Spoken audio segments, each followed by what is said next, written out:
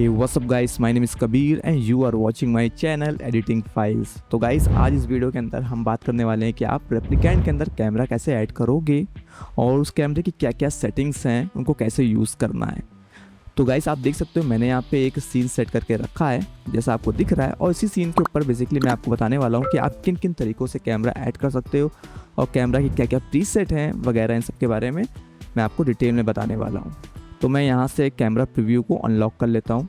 तो गाइस सबसे पहले मैं आपको बताता हूँ कि रेप्लिकेंट के अंदर आप कैमरा कैसे ऐड करोगे। कैमरा ऐड करने के मल्टीपल वे हैं इसके अंदर। जो पहला तरीका है इनका, उसके लिए आपको जाना है सीन के अंदर। देन अगर मैं यहाँ से इसको बंद करूँ और आप देखोगे यहाँ पे स्पेशल में जाओगे, देन उसके बाद यहाँ पे कैमरा है और इस कैमरे को सिंपली आपको ड्रैग करके जहाँ पे भी चाहिए उसको डाल देना है। तो आप देखोगे आपका कैमरा ऐड हो गया। देन उसके बाद अगर मैं सीन लिस्ट में जाऊँ तो यहाँ पर भी शो कर रहा है और ये कैमरा बेसिकली यही है और ये यहाँ पर भी शो कर रहा है। तो इस तरीके से आप, पहला तरीका ये है कि आप इस तरीके से कैमरे को ऐड कर सकते हो, लेकिन इसमें आपको मैनुअल रोटेट वगैरह करना पड़ता है। देन उसके बाद जो दूसरा तरीका है गाइस वो बहुत ही ज़्यादा ईजी है। उसके लिए आपको क्या करना है, बेसिकली आपको अपने व्यू पोर्ट के अंदर आपको जो भी एंगल चाहिए बेसिकली उस एंगल को सेट कर लीजिए, ठीक है। देन उसके बाद आपको जाना है यहाँ पर व्यू पोर्ट पर। देन उसके बाद नीचे स्क्रॉल करेंगे तो आपको मिलेगा new camera from view port. तो आपका जो भी व्यू पोर्ट सेट था उसी एंगल से आपका कैमरा बेसिकली सेट हो जाता है। इसको देखेंगे कैसे, व्यू पोर्ट के बगल में डिटेल्स है, डिटेल्स पे क्लिक करना है। जो भी आपने कैमरा क्रिएट किया उस पर क्लिक करना है, उसकी डिटेल्स में जाना है। तो मैं यहाँ पे जाऊँगा उसकी डिटेल्स के अंदर। देन आपको यहाँ पे ऑप्शन मिलेगा open camera preview and edit. तो इस पर क्लिक करके आप देख सकते हो कि आपके उसी एंगल पे कैमरा क्रिएट हो गया है। आप इस तरीके से ओपन कैमरा प्रीव्यू करके एक नई विंडो भी क्रिएट कर सकते हो। अगर आपके पास डबल मॉनिटर है तो आप उस पर इसको ऐड कर सकते हो। देन उसके बाद गाइस जो तीसरा तरीका है वही बहुत ही ज़्यादा ईजी है। उसके लिए हमें क्या करना है, बेसिकली सेम वही चीज़, हमें जो भी एंगल चाहिए हमने उसको सेट किया। देन उसके बाद यहाँ पे आपको ऐड ट्रैक जो दिख रहा है उस पर क्लिक करना है और आपको सेम यहाँ पे ऑप्शन मिलता है कैमरा फ्रॉम व्यू पोर्ट। तो आप जैसे करोगे तो आप देखोगे आपका कैमरा टाइमलाइन के अंदर आ गया है। बेसिकली जब आप यहाँ से क्रिएट करते हो तो आपका कैमरा टाइमलाइन के अंदर भी ऐड हो जाता है। इन दो तरीके से टाइमलाइन के अंदर ऐड नहीं होता है। तो गाइस अगर आपको कैमरा टाइमलाइन के अंदर ऐड करना है उसके लिए आपको सिंपली अपना जो भी कैमरा है उसको सिलेक्ट करना है। देन ऐड ट्रैक पे जाना है, जो भी आप कैमरा सेलेक्ट करोगे वो आपको यहाँ पे शो हो जाएगा। देन उसको आपको क्लिक कर देना है तो आप देखोगे वो कैमरा टाइमलाइन के अंदर ऐड हो जाएगा। तो उसको सिंपली ड्रैग करके मैं ऊपर ले आया, आप चाहे जैसे भी कर सकते हो। तो आप देखोगे ये तीन तरीके से आप बेसिकली कैमरा को ऐड कर सकते हो अपने रेप्लिकेंट के प्रोजेक्ट के अंदर। अब बात करते हैं इन कैमरा के फीचर्स के बारे में। तो कैमरा नंबर 7 को हम लेके चलते हैं। बेसिकली सब एक ही जैसे हैं, मैंने क्रिएट किए हैं रैंडम अभी आपके सामने। तो कैमरा नंबर 7 पे जब आप क्लिक करोगे तो गाइस उसके व्यू पोर्ट होता है। देन उसके बाद आपको कैमरा जब सेलेक्ट करते हो डिटेल्स में जाना होता है। तो फॉर एग्जांपल मैं यहाँ से कैमरा प्रीव्यू लॉक कर देता हूँ। तो गाइस आपको इस बात का ध्यान रखना है, जो भी आपका कैमरा ऊपर साइड होता है कैमरा प्रीव्यू लॉक में वही कैमरा आपको देखने को मिलता है। देखिए अगर मेरा कैमरा इस कैमरे के ऊपर है तो मेरा कैमरा यही शो हो रहा है। देन जैसे ही ये ख़त्म होगा उसके बाद ये एंगल शो होगा। तो आपको अपने प्रोजेक्ट में इस हिसाब से कंबाइन करके चलना होता है लेयर वाइज। तो जो चीज़ ऊपर होती है वो पहले दिखती है, देन उसके बाद जो दूसरी चीज़ होती है वो दिखती है। तो यहाँ से ख़त्म हुआ, देन उसके बाद शुरू हुआ बेसिकली। तो मैंने कैमरा प्रीव्यू लॉक कर दिया है जिससे मुझे मेरा सब्जेक्ट और कैमरा का एंगल दिखता रहे। तो सबसे पहली जो प्रॉपर्टीज़ है गाइस वो है पोजीशन की। आप सबको पता है कि कैसे पोजीशन सेट करनी, इसके बारे में बात नहीं करने वाले। जो मेन प्रॉपर्टीज़ हैं कैमरा की हम उसके बारे में बात करेंगे। तो पहली जो सेटिंग है वो है कैमरा सेंसर। तो गाइस यहाँ पे आपको फिल्म बैक प्रीसेट मिलती हैं, यानी कि आपको ऑलरेडी प्रीसेट देखने को मिल जाती हैं जो रियलिटी में कैमरा की प्रीसेट होती हैं। आपको अपने मन से कुछ सेट करने की ज़रूरत नहीं, आप सिंपली कोई भी DSLR डिजिटल फिल्म की प्रीसेट को यूज़ कर सकते हो इंस्टेंट। तो आप देखोगे आप जिस पे भी क्लिक करते हो आपका जो फोकल लेंथ है वो चेंज होती रहती है। और आप देख सकते हो 60x9 DSLR। अगर मैं इसको 8 mm कर दूँ तो ये बहुत ज़्यादा क्लोज चला जाएगा। देन उसके बाद अगर मैं 35 mm करता हूँ तो ये बैक में जाता है। अगर आपको फुल IMAX वाला व्यू चाहिए तो आप सिंपली IMAX 70 mm पे कर सकते हो। तो आप देखो आपको बहुत ज़्यादा एक वाइड एंगल देखने को मिलता है और ये कुछ सिनेरियो में ठीक लगता है लेकिन ज़्यादातर अच्छा नहीं लगता है। देन उसके बाद आपको मिलता है 35 mm फुल अपर्चर। ये काफ़ी ठीक लगता है अगर आप कोई सिनेमैटिक शूट कर रहे हो। देन उसके बाद आपको सेम 35 mm के 3 प्रीसेट देखने को मिलते हैं। सुपर 35 mm आप सिंपली नोटिस करना कि आपको यहाँ पे थोड़ा बहुत चेंजेस देखने को मिलेगा। और एकेडमी में आप देख सकते हो कि इसकी जो सेंसर की विड्थ और हाइट है वो बेसिकली चेंज होती जा रही है। अगर मैं 35 mm फुल अपर्चर की बात करूँ तो आप देखोगे यहाँ पे सेंसर की हाइट और विड्थ चेंज हो रही है। तो ये 3 प्रीसेट हैं, आप अपनी नीड के अकॉर्डिंग चूज़ कर सकते हो। तो गाइस ऐसा नहीं है कि आपने जो प्रीसेट यहाँ पे दी गई है आप सिर्फ उसी को यूज़ कर सकते हो, अपने हिसाब से कस्टमाइज़ नहीं कर सकते हो। सिंपली आपको अपने हिसाब से कस्टमाइज़ करने का पूरा ऑप्शन इसके अंदर मिलता है। अगर मैं चाहूँ तो इसकी सेंसर विड्थ को और बड़ा करना चाहता हूँ तो आप देखोगे मैं सिंपली यहाँ पे माउस से इधर उधर ड्रैग कर रहा हूँ तो मैं अपने हिसाब से अपना कस्टम एंगल भी ले सकता हूँ। अगर मैं इसकी हाइट कम कर दूंगा तो आपको देखने को मिलेगा। लेकिन आप सोच रहे कि यहाँ पे मुझे डायरेक्ट हाइट का लाइव प्रीव्यू क्यों नहीं देखने को मिल रहा है। तो गाइस अगर आपको अपने कैमरे की एग्जैक्ट सेटिंग देखनी है कि आपका कैमरा बेसिकली दिख कैसा रहा है तो सिंपली आपको फोर्स एस्पेक्ट रेशियो जो है इसको ऑन करना है।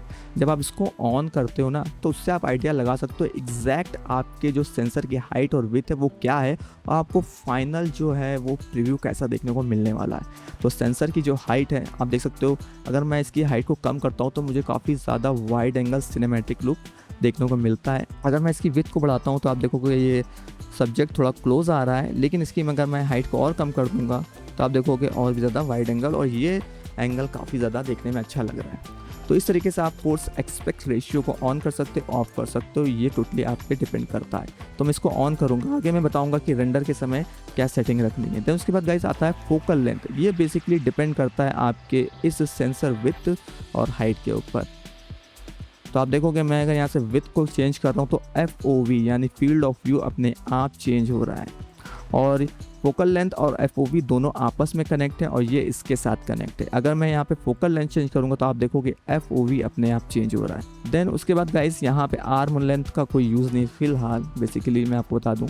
और उसके बाद हमें यहाँ पे ऑप्शन मिलता है ओपन कैमरा प्रीव्यू। इस पर आप जब क्लिक करते हो तो आपकी एक नई विंडो खुल जाती है कैमरा की। जो भी आपने कैमरा सेलेक्ट किया है आप इसे ड्रैग करके छोटा करके कहीं पर भी एडजस्ट कर सकते हो और अपना काम करते रहो। इसमें आप डायरेक्ट अपना प्रीव्यू देखते रहो या सिंपली आप कैमरा प्रीव्यू लॉक करके भी अपना यही चीज़ सेम चीज़ कर सकते हो।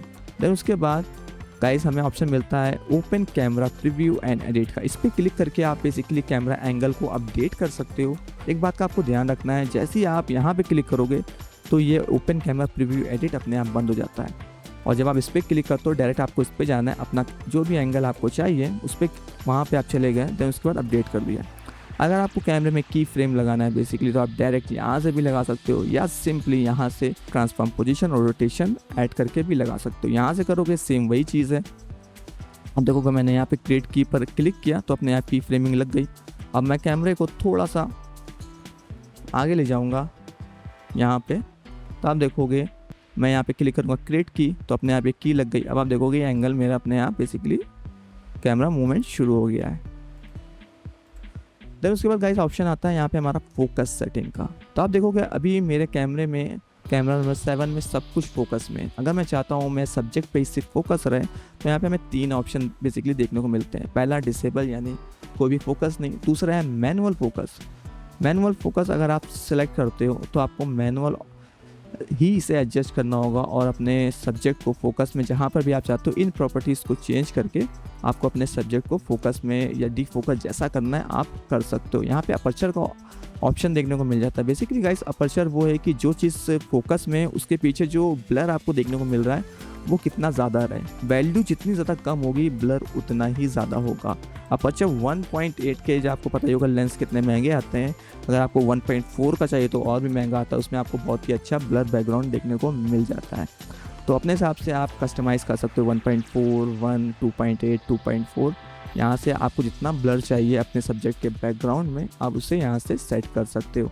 देन उसके बाद गाइस यहाँ पे ऑप्शन आता है ट्रैकिंग का और सबसे ज़्यादा मैं यही यूज़ करता हूँ। बेसिकली यहाँ पे आपको ऑप्शन मिलता है एक्टर टू ट्रैक या आप कोई ऑब्जेक्ट भी ट्रैक कर सकते हो। बेसिकली यहाँ पे जो आपको एरो दिख रहा है उस पर क्लिक करना है, जो भी चीज़ को आप फोकस में रखना चाहते हो उस पर क्लिक करना है तो आप देखो वो ऑटोमेटिक फोकस में आ जाएगा। देन जितनी भी चीज़ें हैं वो बैकग्राउंड में ब्लर में हो जाएंगी। सेम वही चीज़ यहाँ पे अपर्चर मिलता है हमको। यहाँ पे अपर्चर हम सेट करेंगे 1.4 है तो हम चाहते हैं तो 1.0 भी ले सकते हैं, यानी 1 अपर्चर भी ले सकते हैं या जैसी आपकी इच्छा हो वैसा अपर्चर आप ले सकते हो। और यहाँ पे ऑप्शन हमें मिलता है ऑटो फोकस का। तो बेसिकली ऑटो फोकस आपने जो भी कैमरे यूज़ किए होंगे आप टैप करके ऑटो फोकस सेट कर सकते हो। देन उसके बाद आप यहाँ से की फ्रेमिंग के ज़रिए भी उसे सेट कर सकते हो। ऑटो फोकस की बेसिकली स्पीड क्या हो आप उसे भी यहाँ से कस्टमाइज़ कर सकते हो कि क्विक ऑटो फोकस करे या थोड़ा डिले करे।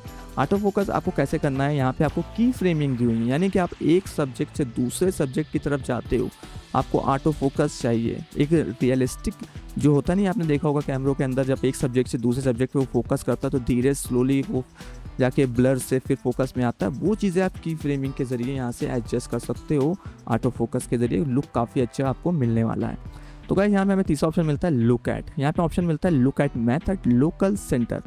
लोकल ये है कि बेसिकली आपने जिसको सेट जिस पे भी ट्रैक कर दिया, यानी कि मैं अगर इसको ट्रैक कर दूंगा तो आप देखोगे ये इसको बेसिकली लुक करेगा, मैंने है कि इसकी तरफ ये देखेगा लेकिन उसको सेंटर में नहीं रखेगा। नॉर्मली अपने हिसाब से अगर मेरा कैमरा मूवमेंट हो रहा है तो उसे ये अपने हिसाब से मैं अगर इसको प्ले करूँ तो आप देखोगे कैमरा बेसिकली उसी की तरफ फेस किए रहेगा। चाहे आपने रोटेशन बैक साइड लगा के रखो, कैमरा हमेशा आपके सब्जेक्ट की को ही देखेगा। अगर आप यहाँ पे सेंटर कर देते हो तो कैमरा हमेशा आपके सब्जेक्ट को सेंटर में रखेगा। आप देखोगे अपने आप इसने सेट कर दिया। अगर मैं इसे प्ले करूँ तो कैमरा ऑटोमेटिक इसे हमेशा सेंटर में ही रखेगा।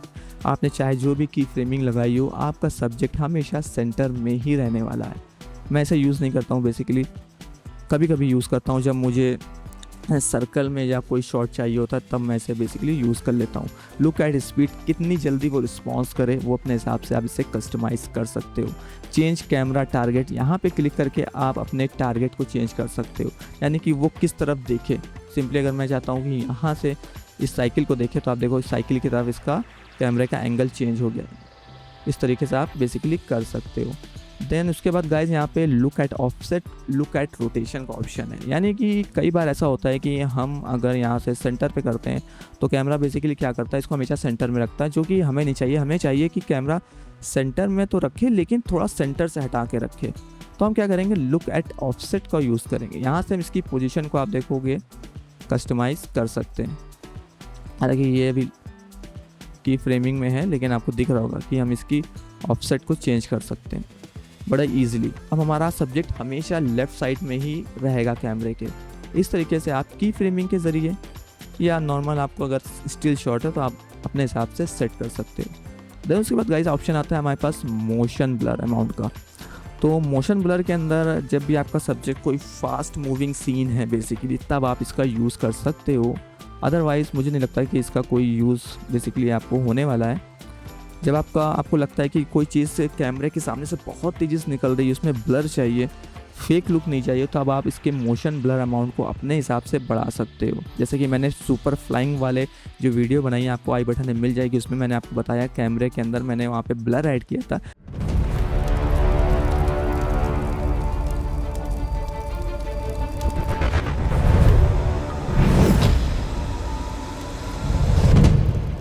जिसकी वजह से जब वो नीचे ऊपर से नीचे आ रहा था बेसिकली तो काफ़ी अच्छा ब्लर देखने को मिल रहा था।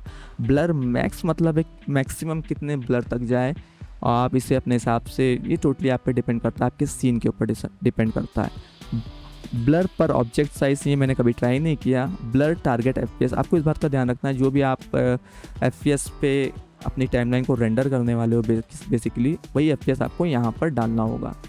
तो गाइज़ बेसिकली ये एक तरीका था आप जिससे आप कैमरे को अपने साथ सेट कर सकते हो।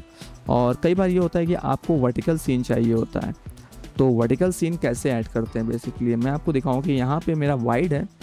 अगर जस्ट मैं इसकी वैल्यूज़ को अपोजिट कर दूँ 16:42 कर दूँ तो आप देखो काफ़ी वाइड ज़्यादा हो गया है। तो और अगर मैं यहाँ पे इसका फोर्स एस्पेक्ट रेशियो ऑन कर दूँ तो अब मुझे काफ़ी ज़्यादा इजी है अपनी वर्टिकल वीडियो बनाना, क्योंकि यहाँ से मुझे बेसिकली पूरा आइडिया है कि वर्टिकल में वीडियो कैसी दिखने वाली है। मुझे इससे फ़र्क नहीं पड़ता साइड में क्या दिख रहा है, मुझे फोर्स एस्पेक्ट रेशियो ऑन करके टोटल आइडिया लग जाएगा कि मेरा सब्जेक्ट सेंटर में है कि नहीं। मैं अपनी पूरी वर्टिकल वीडियो रिकॉर्ड कर सकता हूँ, कैमरा एंगल सेट कर सकता हूँ। ऐसे देखोगे वर्टिकल में लेकिन कुछ समझ में नहीं आ रहा है कैसे क्या वर्टिकल में क्या नहीं है। यहाँ से ऑन किया मैं प्रॉपर आइडिया लग गया, अपने हिसाब से सेटिंग को कस्टमाइज़ किया, सब कुछ हो गया। ठीक है, तो गाइज़ रेंडर के समय में क्या ध्यान रखना है, रेंडर पे जब हम क्लिक करते हैं तो यहाँ से हमें ऑप्शन देखने को मिल जाते हैं और यहाँ पे हमें बेसिकली वर्टिकल रेजोल्यूशन का ऑप्शन मिलता है। अगर आप चाहते हो कि आप यहाँ से बेसिकली ना करके इसकी प्रॉपर्टीज़ को ना चेंज करो, जो प्रॉपर्टीज़ थी वही रहने दो, तो आप सिंपली यहाँ पे वर्टिकल रेजोल्यूशन को ऑन करोगे और आपका अपने आप वर्टिकल रेजोल्यूशन में चलने लगेगा, लेकिन उसमें आपको प्रॉब्लम देखने को मिलेगी। सिंपली मैं आपको सजेस्ट करूँगा जब भी आप वर्टिकल में कोई वीडियो बना रहे हो तो उसकी वैल्यूज़ को अपोजिट ज़रूर कर लेना, जिससे आपको प्रॉपर आइडिया लग पाए।